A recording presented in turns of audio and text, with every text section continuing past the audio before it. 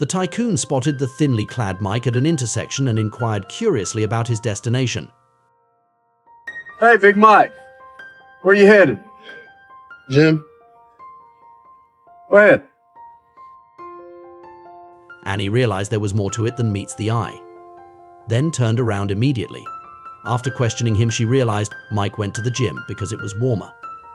But the gym was now closed. There's no place for him to sleep. And other than that, he had nowhere else to go. Kind Annie looked back at her family and her husband instantly understood. And then Annie made a bold move. She took Mike straight to the car. Where we going? Home. The car soon arrived at a luxurious villa on the estate.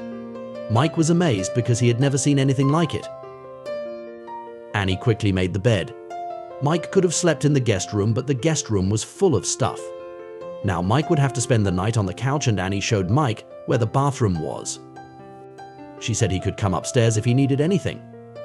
Sitting on the couch, Mike looked around. It was the first time he'd felt the warmth of the world. He wished he had a family like this. The next day, Annie invited Mike to stay for Thanksgiving. The Shawns had a great lunch and they were all very generous with their hospitality. But looking at all the food on the table, Mike just put on some fried rice. He even slipped a loaf of bread into his pocket when no one was looking. He was afraid of being criticized for eating too much. While everyone was on the couch eating and watching the game, Annie noticed Mike sitting alone at the table eating quietly. So she switched off the TV and brought all the food to the table. She could have lunch with Mike. During the Thanksgiving prayer, her sister offered her hand at Sean's gesture.